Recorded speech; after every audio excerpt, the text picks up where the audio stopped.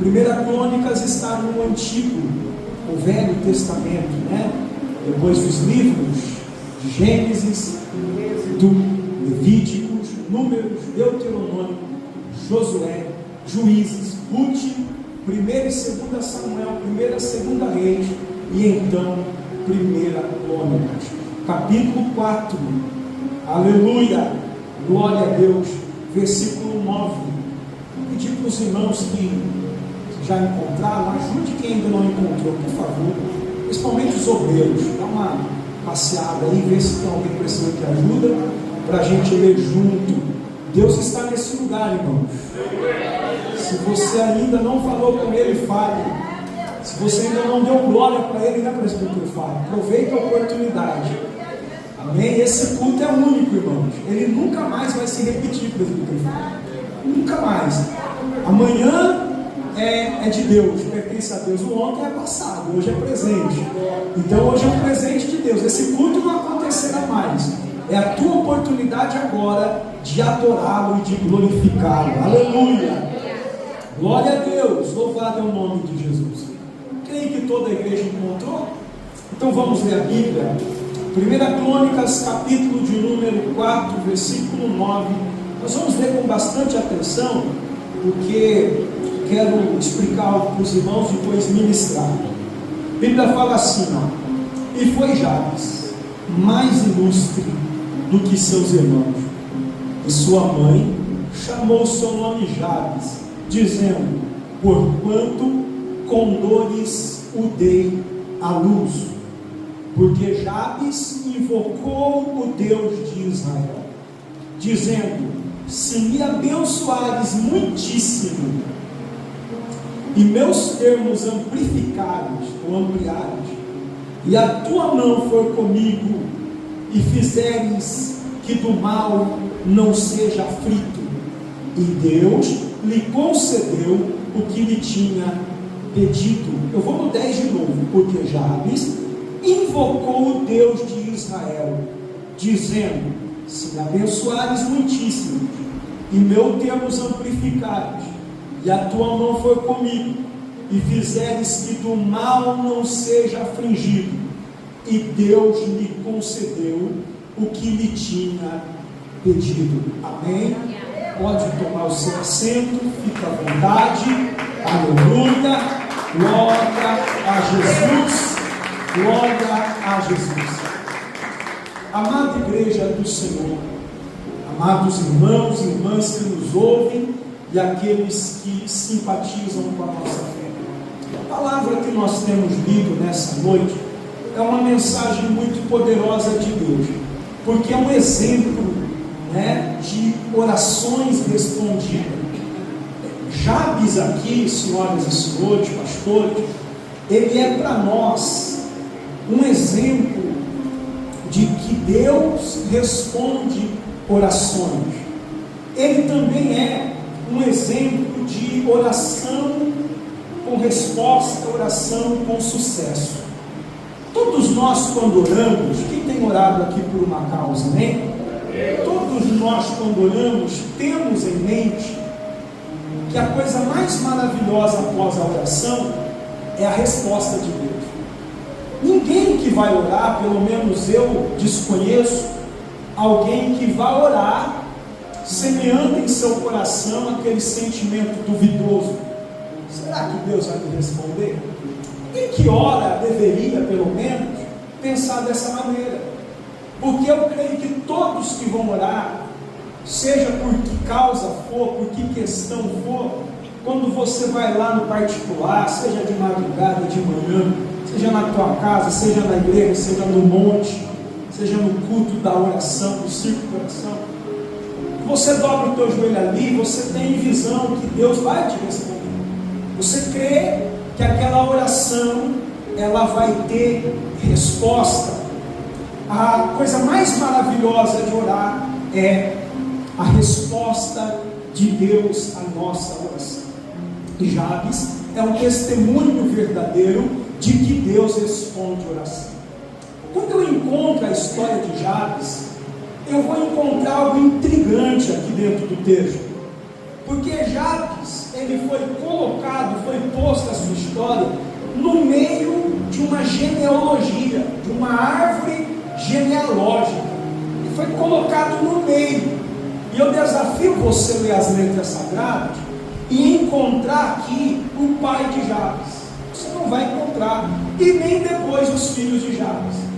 Parece que ele foi intruso ali no meio, porque a história no capítulo 4 está falando dos filhos de Judá, e vai falar Pérez, Esrom, Carme, Ur, Sobal, e vai falando os nomes. Geraram os seus primogênitos geraram outros, mas de repente aparece no meio da história Jabes. Isso é tão intrigante, porque se a gente olhar para a cultura do judaísmo, a cultura dos judeus, eles prezam demais, pastor Márcio, a genealogia. E eles prezam, você vai encontrar diversas vezes na Bíblia, algumas genealogias. Tal gerou tal, que gerou tal. E muitas vezes a gente olha para essas genealogias e a gente encontra uma leitura um pouco pesada, não é verdade? Quando você vai ler a Bíblia, quando você chega na genealogia, parece que você não entende por que aquilo está ali, qual é o propósito daquilo que está ali. E muitas vezes você não compreende, não entende o propósito daquela genealogia. Primeiro, a genealogia está lá porque ela nos mostra como era importante para os judeus, como eles prezavam ter a genealogia da família. Isso para eles era importante. Outra vaidade deles era que eles deixavam como ilustre ou como brilho maior para o homem. Repare que sempre na genealogia vai falar sobre o homem da casa e sobre o primogênito da casa. Eu acredito que tem apenas uma exceção, que é na genealogia de Jesus, que vai colocar o nome de algumas mulheres. E nós encontramos também, eu vou usar até como exemplo, Mateus. Mateus no capítulo 1 vai nos trazer a genealogia do mestre. A genealogia de quem, irmãos? Do mestre, de Jesus. E na genealogia de Jesus há uma exceção a isso, porque lá vai entrar o nome de 5 mulheres.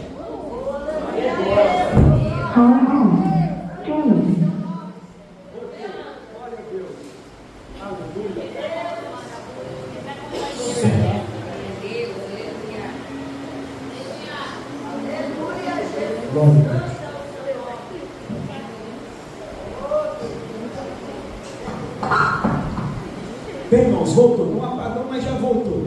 Veja que na genealogia de Jesus, presbítero Fábio, vai haver uma exceção.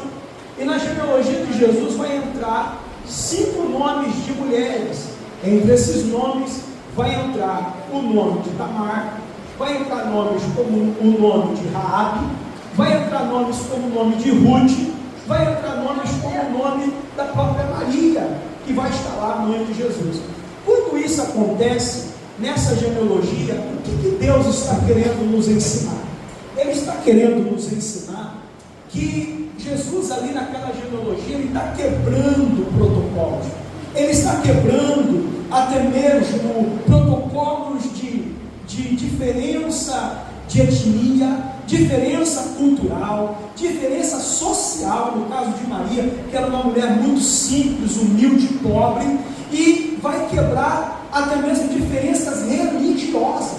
No caso de Raabe, ela era uma gentia e era prostituta. No caso de Ruth, ela era uma mulher moabita e não era judia, mas o Senhor vai colocar ela na sua genealogia. O que o Senhor está me ensinando aqui? O Senhor está me ensinando que não importa quem você era, não importa de onde você veio, não importa qual era o seu credo religioso, mas a partir do momento que você tem um encontro com Deus, que você tem um encontro com o Senhor, Ele pode inserir você no propósito divino, Ele pode inserir você no propósito de salvação. Ah, pastor, eu vim de um povo que era pecador, eu vim de uma família que era destruída, eu vim de longe, eu não nasci no berço cristão, eu até mesmo fiz coisas que eu não me orgulho que tenha feito, mas eu estou aqui agora, arrependido, quebrantado, lançado aos pés da cruz. Olha Jesus agora te inserindo no plano, que nem Ele fez com Tamar, que nem Ele fez com Ruth, que nem Ele fez com Raabe. Olha Deus te colocando no plano divino e no propósito divino. Alguém acredita nessa palavra? Agora, no meio de uma genealogia, nós vamos encontrar um homem chamado Jabes. A história dele começa, o texto vai nos mostrar, o versículo 9 e 10 vai falar de Jabes. O versículo 9 nos mostra que quando uma mulher está em serviço de parto, ela sofreu muito no seu parto, com dores muito grandes. Ela deve ter passado por um processo na sua gravidez e por um processo no seu parto que lhe feriu muito, que lhe machucou muito. Por isso ela vai colocar o nome Jabes.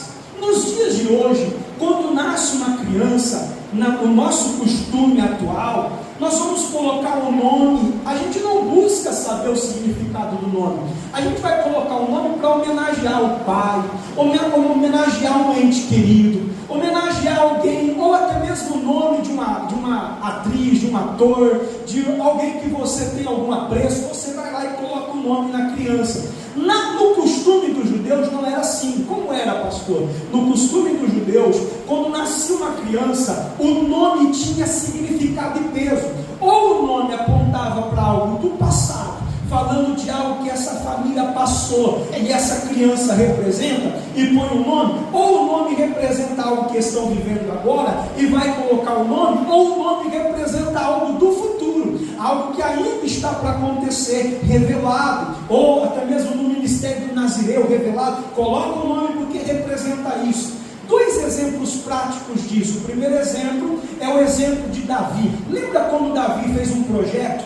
Ele desenha um projeto e ele diz assim para Deus, vou falar na linguagem de hoje: Deus, eu quero dar para ti uma casa, eu vou construir uma igreja, um lugar de oração, para que o teu nome esteja sobre esse lugar. Aí Davi apresenta o projeto a Deus, e Deus fala: Davi, joia, eu aprovo o projeto está aprovado, mas você não vai poder fazer essa casa, você não vai poder construir. Por quê? Porque você derramou muito sangue com a tua mão. Além de rei, você é soldado guerreiro, e quanto sangue você derramou com a sua mão, por isso você não pode construir para mim essa casa, porque essa casa deve ser santa. Mas não fica atribulado não, Davi, porque eu aprovei o projeto, e da tua linhagem vou levantar um filho, e esse filho terá o nome de Salomão. Qual é o nome, irmão? Salomão. Salomão significa o pacífico. E Deus disse assim: Davi, Salomão não vai ser de guerra. No tempo do reinado de Salomão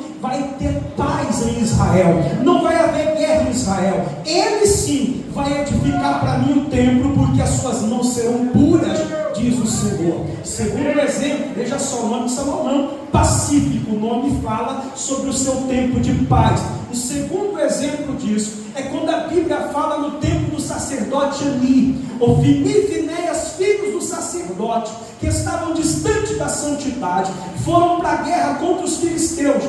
Sabendo eles que não tinham possibilidade de vencer a guerra, lembraram-se da arca do Senhor e disseram: levamos a arca para a guerra, porque a arca representa a presença de Deus. Quando a presença de Deus for para a guerra, nós venceremos a batalha. Eles pegam a arca e levam para a guerra. A Bíblia diz que há um temor entre os filisteus, porém Deus havia desamparado aquele povo por conta dos seus pecados, e a vitória não veio a Israel, muito pelo contrário, eles perderam a batalha de uma forma maciça, perderam a guerra. E quando chegou alguém trazendo a notícia: a arca foi roubada, Ofni e Finéias, filho de Eli, morreram. Quando chegou a notícia, Eli estava sentado na cadeira de balanço, a cadeira virou, ele bateu a cabeça e morreu. E nesse momento havia uma mulher que era casada com um dos filhos de Eli, que estava grávida.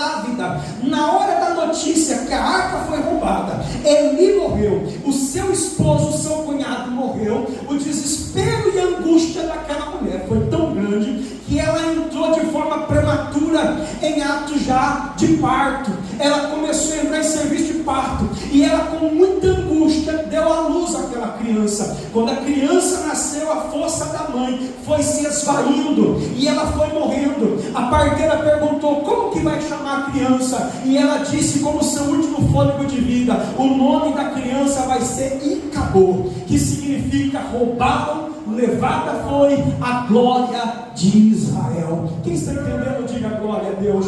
Foi naquele momento que que o nome da criança daria significado para o resto da vida, para aquele marco de acontecimento, o momento em que a glória de Deus foi levada das terras de Israel. O nome nessa época, nessa cultura dos judeus, ela trazia um significado ou do passado, ou do presente, ou do futuro. Quando nasce essa criança que estamos falando no texto de 1 Crônicas 4, a mãe vai colocar o nome de Jabes. O que significa Jabes? Jabes significa sofrimento e dor. Diga comigo sofrimento. Diga comigo dor. Que tipo de mãe, pastora Floriza, colocaria no seu filho o nome sofrimento? Teu nome vai ser sofrimento. Teu nome vai ser dor. Isso porque ela sentiu muita dor e sofreu muito para ter essa criança, e colocou o nome no menino de sofrimento. Na idade infantil, na idade juvenil, na idade da inocência, tudo isso passa tranquilamente batido. Mas vai chegando uma idade, que Jabes vai chegando, que as pessoas vão se apresentar a ele, vai dizer: filho, qual que é o teu nome, rapaz? E ele vai dizer: meu nome é Jabes, que significa sofrimento e dor. Imagina comigo a mente desse rapaz. Toda vez que ele vai se apresentar: oi, eu me chamo sofrimento, eu me chamo dor. É como se dissesse que Jabes nasceu para dar errado. É como se dissesse que Jabes nasceu para sofrer. É como se dissesse que Jabes ele estava condenado a viver uma vida de sofrimento. Essa situação estava posta e determinada e declarada na vida de Jabes. Quando eu olho para esse texto na Bíblia, eu vou pensar comigo: Jabes tinha escrito já que ele ia viver para sofrer, que ele ia viver para dor. Mas de repente a gente chega no verso 10. O verso 9 fala do nascimento de Jabes, do nome que deram a Jabes, mas o verso 10 mostra a atitude de Jabes acerca disso. Quando passa o tempo da inocência, quando passa o tempo que ele era uma criança, e agora ele é um homem, ele vai responder aquilo que determinava ele. E como ele vai responder? Ele vai responder assim: porque Jabes invocou o Deus de Israel. Em algumas traduções vai dizer: Jabes orou a Deus. Olha que interessante, irmãos. Mediante a essa palavra, Jabes ele ora, Jabes ele clama, porque a oração tem poder para mudar sentenças. Não, se você não entendeu, meu irmão, eu vou explicar de novo.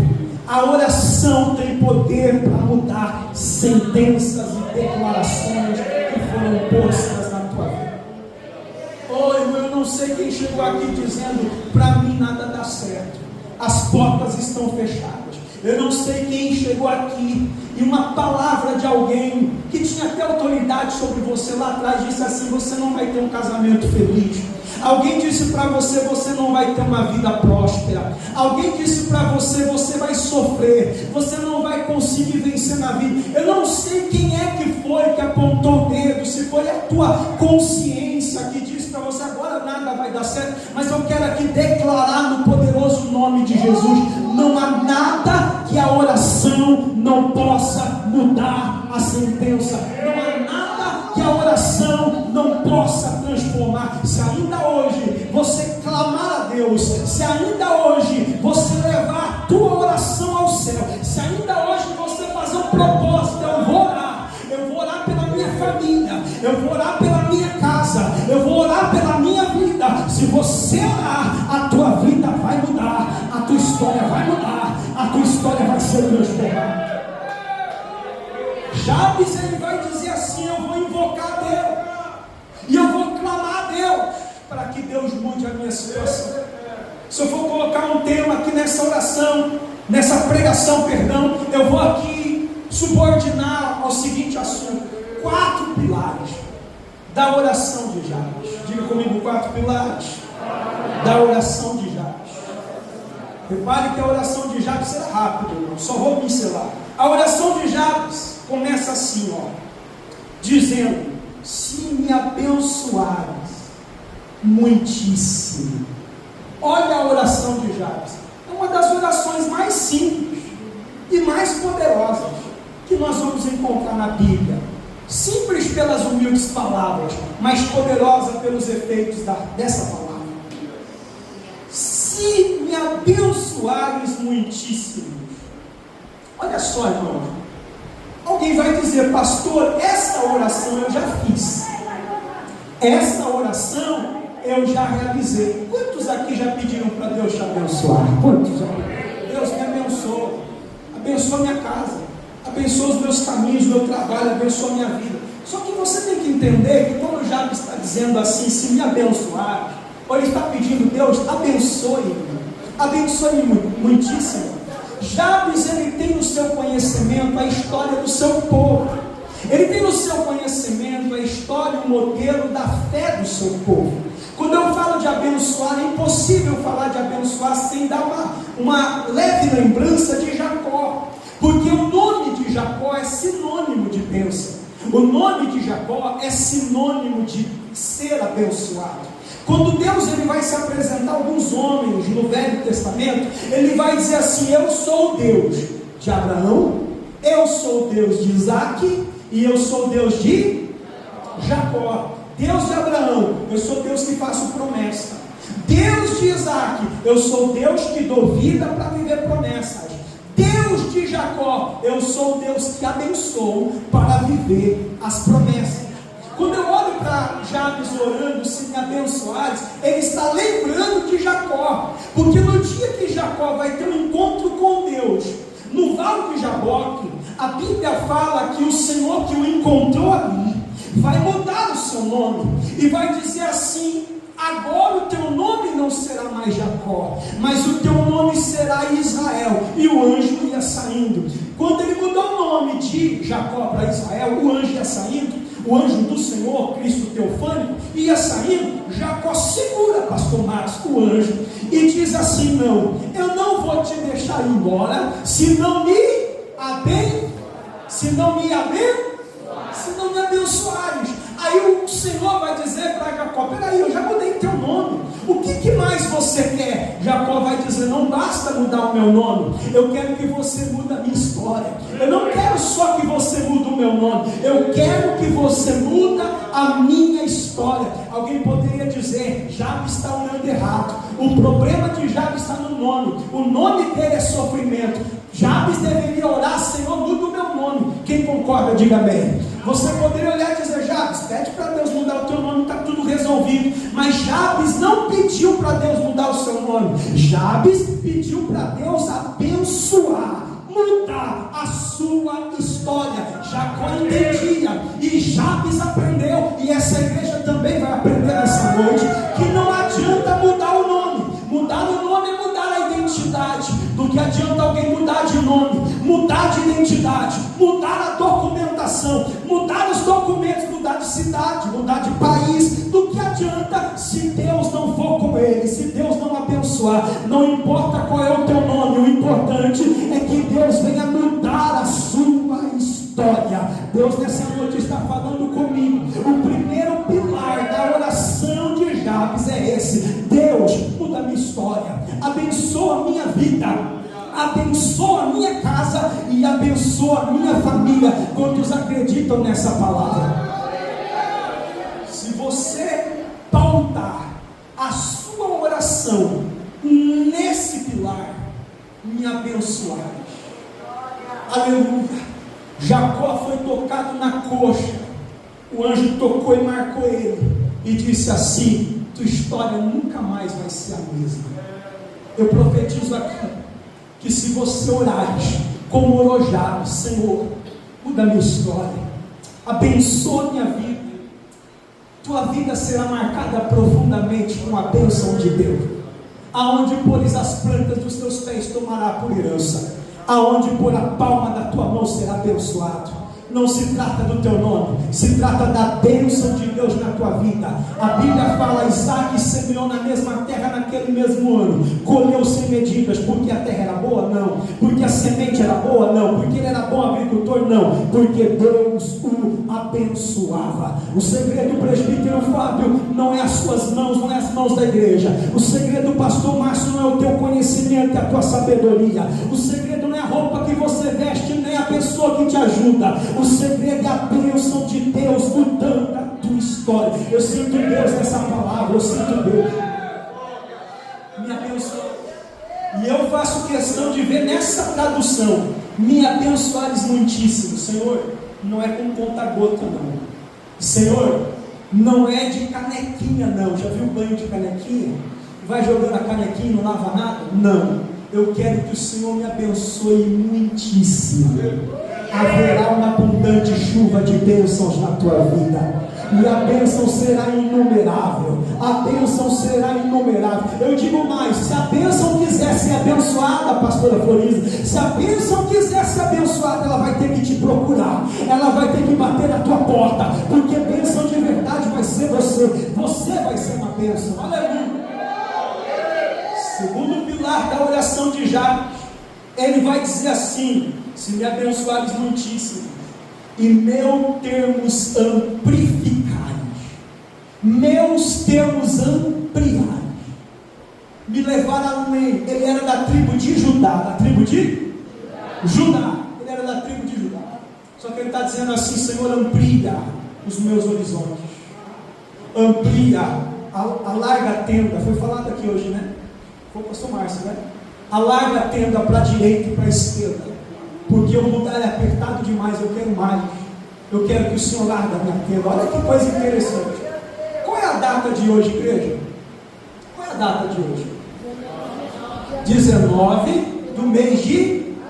O ano é? Nós estamos aqui na cidade de... Estado de... No país? Brasil. Eu estou te provando que a história de Jabes foi ampliada. Sabe por quê? Porque a história dele está reverberando.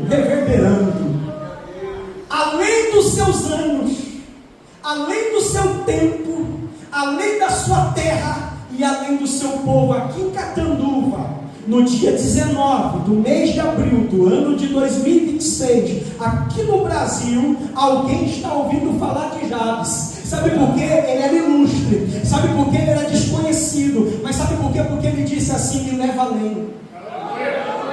Me leva além. Tem gente que não te conhecia. Tem gente que não sabia quem você é. Tem gente que nem fazia questão de cumprimentar você. Mas por causa da tua oração, a tua história vai reverberar. A tua história vai além.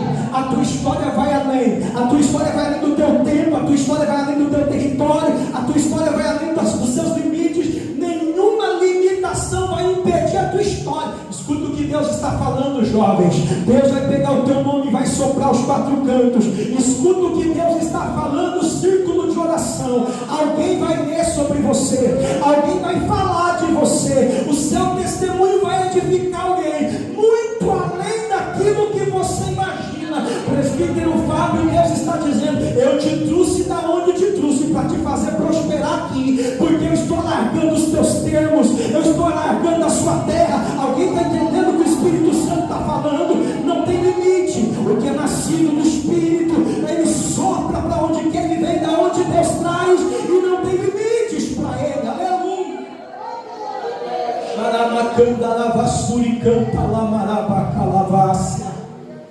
Olha a Deus. Amplie, Senhor, os meus termos. Vai ter crescimento em muitas áreas. Vamos lá para o terceiro pilar da oração de Jabes: e a tua mão for comigo. Diga comigo: a tua mão for comigo. Que interessante. Parece que a mesma coisa já foi orada antes. Se me abençoares muitíssimo, meus termos amplificares. Aí depois ele vai dizer: a tua mão foi comigo. Mas se Deus abençoa, a mão não é comigo?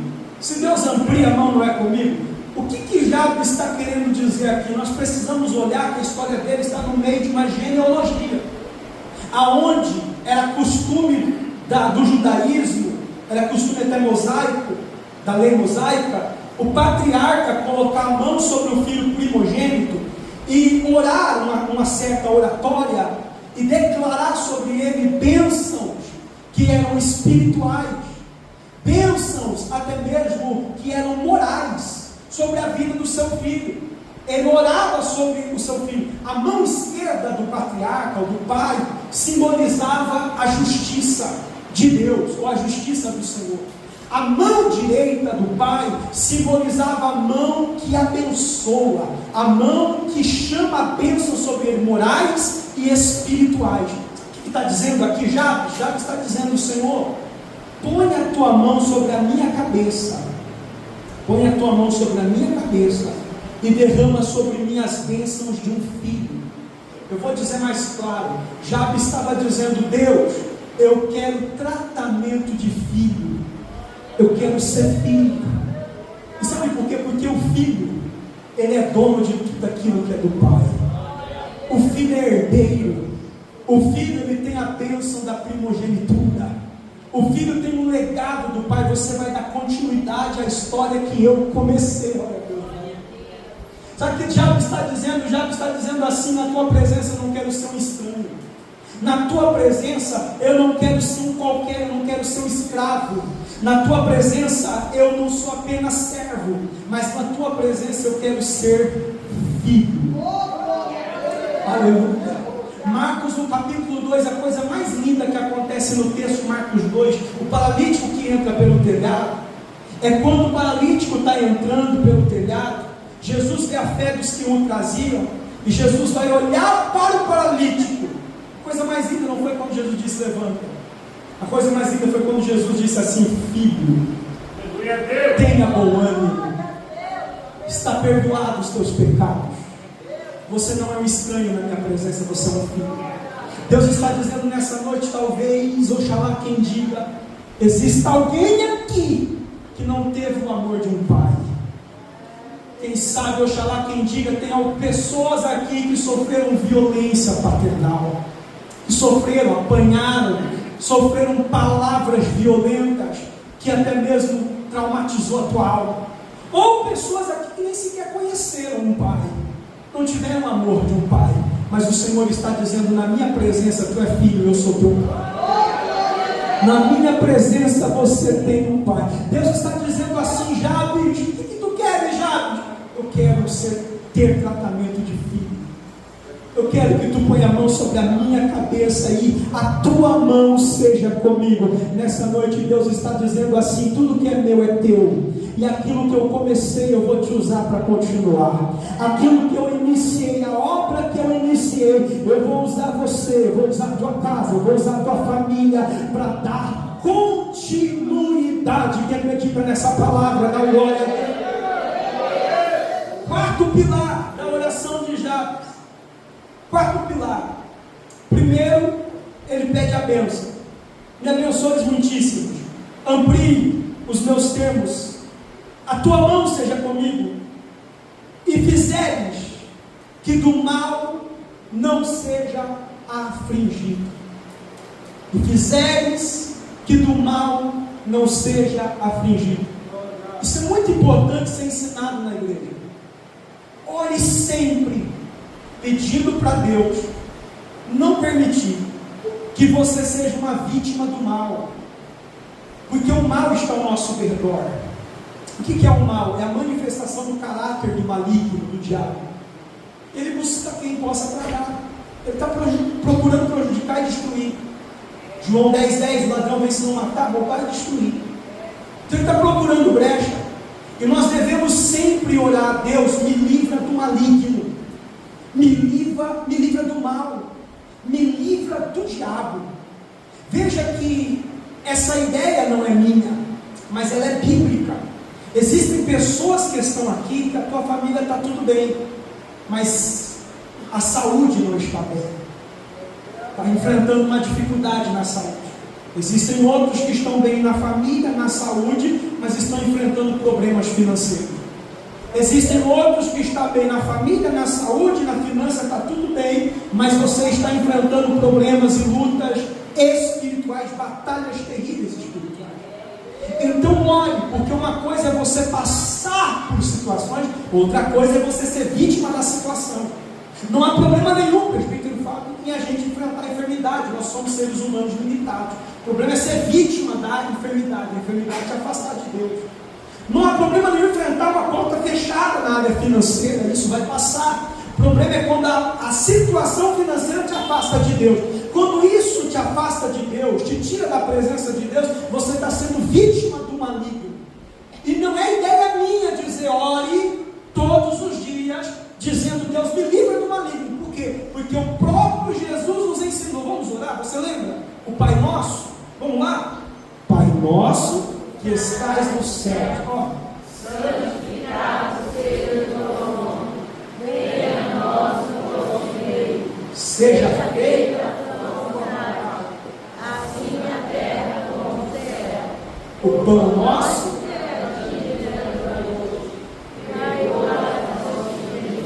assim os nossos devedores, não mais livra. O texto original, mas livra-nos do maligno, porque teu é o reino, o poder, a glória para sempre. Veja só, o próprio Jesus, irmão Tiago, ele vai nos ensinar que nós devemos orar, livra-nos do maligno. Eu quero dizer que Deus está te dando um discernimento espiritual essa noite, porque o inimigo estava armando laço, porque o adversário estava armando armadilha, e ele queria se andar, ele queria semear confusão e destruição, mas o Espírito Santo se antecipou a revelar para você que o quarto pilar da oração de Jabes era esse: Deus, não me deixa ser vítima do maligno, não me deixa ser vítima do mal, não me deixa ser afligido pelo mal, guarda o meu caminho, guarda a minha estrada, guarda a minha história. Nesse exato momento, igreja, Deus está dando livramento para um filho teu que está no carro em viagem. Nesse exato momento, igreja, Deus está guardando seu marido lá no trabalho, minha irmã. Nesse exato momento, pastores, Deus está livrando o vosso ministério, porque o inimigo tinha inveja de quando vocês pregavam. Nesse exato momento, Deus está dando livramento, porque você tem orado. Deus vai na minha frente, vai na minha frente a minha retaguarda, me livra do mal, pelo poder que é no sangue de Jesus Cristo. Você está guardado. Pega a pessoa que está do teu lado, faça um carinho no ombro dela, diga para ela, profetiza, fica tranquilo, fica em paz. Deus ouviu a tua oração, Ele está te guardando. Você não vai ser vítima. Deus está livrando teus filhos, Deus está livrando o seu casamento, Deus está livrando a sua história. Só quem acredita, joga a mão para cima no segundo andar e dá um grito de glória a Deus. Dá glória a Deus, porque o Senhor está te guardando. Aleluia. Pastor, o senhor não está forçando a barra com o texto bíblico, não. Pedro, ainda hoje eu intercedi por você, porque o inimigo queria se andar contigo, ele queria fazer de você uma pedra de escândalo, mas eu orei por você para que o mal não viesse te tocar.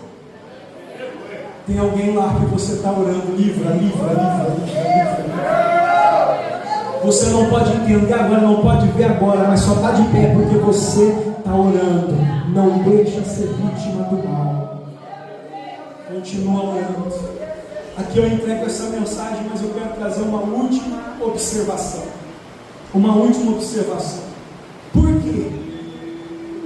Jabes, sua história foi colocada no meio de uma genealogia da descendência de Judá, aonde não vai aparecer o pai de Jabes e não vai aparecer os filhos de Jabes. Por que ele foi colocado aqui? Intrigante isso. Isso é interessante. Por que ele foi colocado aqui? Uma genealogia fala de uma família e dos seus descendentes. É uma árvore genealógica. Por que Jabes está aqui no meio? Sabe por quê, irmão? Não existe um percurso de destruição em uma família, né? Porque às vezes o mal é uma maldição hereditária, herdada. Às vezes vem lá, o inimigo para destruir tua vida, às vezes ele vem lá do teu tataraneto, e você é tataraneto dele. Quem está entendendo? E ele vem semeando uma situação até chegar em você, para que você seja marcado como uma pessoa que não tem expectativa de vitória. Quem está entendendo? Diga glória a Deus. Mas não existe uma genealogia destruída onde ainda existe alguém que ora. Você não entendeu, eu vou dizer de novo. O inimigo disse assim: do jeito que eu fiz lá, eu vou fazer aqui. O inimigo disse: eu fiz lá atrás, agora eu vou fazer aqui também. Eu fiz lá no teu avô, agora eu vou fazer aqui. Ó. Ele era um viciado, você também vai ser. Ele era um alcoólatra, você também vai ser. Teu pai era um drogado, você também vai ser. Mas o Senhor está dizendo: aonde tem alguém que faz como Jabes, eu recebi um nome de sofrimento, mas eu não aceito esse título, eu vou orar. Eu vou mudar essa sentença na oração. Aonde existe alguém que ora e diz assim: Deus, muda a história da minha vida, muda a história da minha família, muda a expectativa de história da minha fé. Deus age e transforma as genealogias. Deus está dizendo: o sofrimento para em você, porque você é um crente de oração. O sofrimento para em você. A partir de agora os teus filhos vão ser uma bênção. Os filhos dos teus filhos serão uma bênção. Os filhos dos filhos dos teus filhos serão uma bênção, porque alguém está orando. Vou chamar o pastor Márcio aqui, ó, para me falar. Pode ficar aí, você pode chamar com um assunto. Do dia, acho que o Tiago estava pregando, acho que é o Tiago, não me lembro se é o Tiago ou outro pregador. Eu olhei para o Márcio e disse assim: olha aqui, Márcio. Eu falei rapidinho para o Márcio sobre a viúva de Naim. Quem lembra da viúva de Naim? Eu estou aqui na hora, eu falei para o Márcio. Quando Jesus chega no cenário da viúva de Naim, eu vou entregar a câmera. Quando ele chega no cenário da viúva de Naim, a Bíblia fala que Jesus vendo-a, está lá no texto em Lucas 7. Vendo-a, se moveu de íntima compaixão por ela, diz assim no texto. Repare que o jovem cheio de vida, que acabou de morrer, um jovem que tinha uma vida pela frente, que tinha uma vida para viver. A mulher já tinha casado, já tinha tido filho, já tinha realizado parte dos seus objetivos, mas o rapaz tinha uma vida pela frente, e ele morreu. Não foi por ele que Jesus se moveu de íntima compaixão. O texto diz que ele se moveu de íntima compaixão pela mãe. Movido de íntima compaixão por ela. Tocou no esquife por causa de quem? Dela. Tocou no esquife e disse: mancebo, te digo, levanta-te. Aí o Espírito Santo saltou na hora que eu vi a pregação. Ele disse assim para mim: sabe por que foi por ela e não por ele que eu me movi de íntima compaixão? Eu disse: Espírito Santo, fala. Eu estou doido para falar com o Márcio também. O Espírito Santo falou assim para mim: porque eu sou Deus de vivos e não Deus de mortos. A Bíblia fala assim: eu sou o Senhor Deus de vivos e não de mortos. Se fosse um sepultamento apenas de um morto, ele ia ser sepultado e acabou. Mas sabe por que Jesus interviu? Porque tinha uma mulher viva que chorava pelo seu filho. Uma família para ser transformada, uma genealogia para ser transformada, uma história para ser transformada. Não precisa de 2, não precisa de 3, precisa pelo menos de um vivo, um vivo que ainda chora, um vivo que ainda ora, um vivo que ainda clama, um vivo que ainda faz campanha, um vivo que ainda faz voto, um vivo que ainda dobra o joelho na madrugada, um vivo que ainda clama ao céu dizendo: me ajuda, um vivo que ainda pede. Oh meu Deus do céu, Deus está falando com alguém. Deus está falando com alguém. Tem uma mulher, o Espírito Santo está me revelando. Tem uma mulher que você pensou em desistir porque você disse: eu estou orando sozinha pelo meu casamento. O meu cônjuge não está nem se importando, não ora mais. Alguém disse assim: tem um jovem que orou e disse: meu Deus, eu não aguento mais servir a Deus sozinho, os meus pais não servem a Deus. Eu vim num cenário assim, depois eu trouxe os meus pais para a igreja, eles estão aqui para dar testemunho, que eu fui o primeiro a me entregar a Cristo na minha casa. Talvez aqui tenha um jovem que está orando dizendo: Deus, eu não aguento mais orar sozinho, os meus pais não querem servir a Deus. Final de semana eu venho para a igreja, eles ficam enchendo a cara, comendo carne e bebendo cerveja a noite toda. Alguém está dizendo: Deus, eu não aguento mais servir a Deus sozinho naquela casa.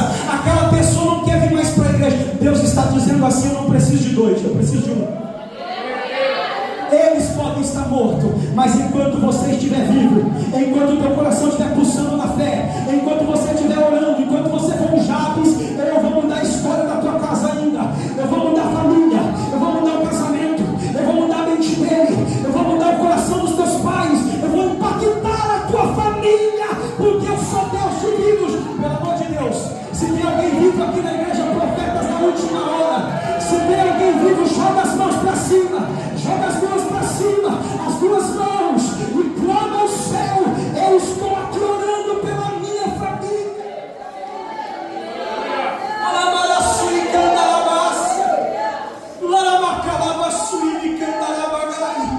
E me comande de que derralha sempre a labra comandar a súria.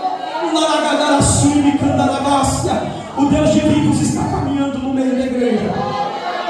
O Deus de uma igreja viva está caminhando. Ele não está mudando o nome ainda. Ele está mudando a história. Ele está dizendo: se você está orando, eu mudo o percurso. Se você está orando, eu quebro a maldição hereditária. Se você está orando, eu vou fazer um milagre. Se você está orando, eu vou transformar a situação. Se você está vivo ainda, a mulher chorava. O menino estava morto, mas a mulher estava viva. Só chora quem está vivo, presbítero Fábio. Só chora quem está vivo, pastor Márcio. Só chora quem ainda tem vida. Aleluia! Oh, aleluia! Talvez você não tenha muita força, mas você ainda consegue chorar. Talvez você ainda não tenha muita força, mas você ainda consegue dizer: Deus, salva minha casa, salva a minha família, salva os meus filhos. Oh, aleluia! O Espírito Santo de Deus está dizendo: enquanto tem alguém vivo, eu estou trabalhando. O problema é quando todo mundo morre. O problema é quando você entrega os pontos. O problema é quando você joga para o lado. O problema é quando você desiste. Mas ainda se arrastando, sem força, com uma mulher de fruto de sangue, viva ainda, enferma, doente, ferida, machucada, mas viva, para tocar na orla do vestido. Ele está fazendo milagre. Aleluia. Ele é Deus de vivo. Já ele vai dizer, alguém vai dizer: não perturba mais o mestre porque morreu, não tem mais jeito. Mas Jesus vai dizer: eu sou Deus de vivo, ela não está morta, ela só está dormindo. Aleluia. Talvez tenha alguém aqui que não tem força para se arrastar, você está invernando. Não tem mais força de gritar, de clamar, de chorar, mas você está lá ainda, o teu coração está pulsando. Deus está dizendo: eu vim nessa noite para te despertar do sono, porque eu sou Deus de vivos, e eu sou Deus que muda sentença, eu sou Deus que muda história. E foi Jabes mais ilustre do que seus irmãos. E foi Jabes mais ilustre do que os seus irmãos. Deus vai mudar a tua história pelo poder da oração. Eu quero nessa noite colocar a igreja sobre os seus pés. Aleluia. Oh Espírito Santo, eu não sei o que você está passando, o que você está enfrentando. Eu não sei qual é a tua adversidade, a tua dificuldade, qual é o filho que você deixou, a filha, qual é a situação da tua família. Nós vamos clamar pela família. Então eu quero fazer um clamor debaixo da direção do Espírito Santo. Eu quero convidar aqui na frente do altar aquela pessoa que sabe que Deus pode mudar a história através da oração. A gente vai orar junto. Vem aqui na frente do altar, você que precisa dessa oração e precisa orar pela tua casa, pela tua família, pelo teu lar. O Espírito Santo está te impulsionando. O Espírito Santo está te impulsionando. Se você sabe que é com você, não resista à voz do Senhor, mas venha orar. Os nossos pastores vão nos ajudar a orar. Nós vamos orar juntos em uma só fé. Vamos orar por esse povo. Ai de mim se não orar pelo teu povo, disse Samuel. Nós vamos orar. Vamos clamar ao céu. Deus, muda a sentença, Pai. Muda a história. Alarga a minha tenda. Levanta, Senhor, a sua mão e põe sobre a minha cabeça e me dá tratamento de filho. Eu não sou apenas servo, eu sou amigo e filho de Deus. Eu recebi esse direito pela fé no nome de Jesus, o Filho de Deus. Ele me canta lavácia.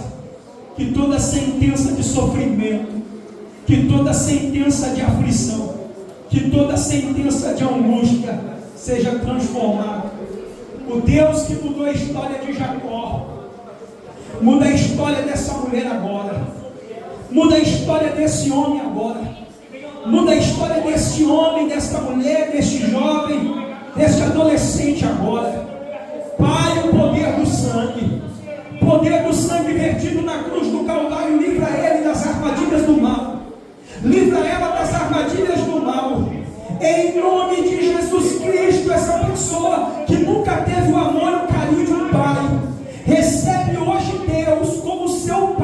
amor, como seu Pai de amor.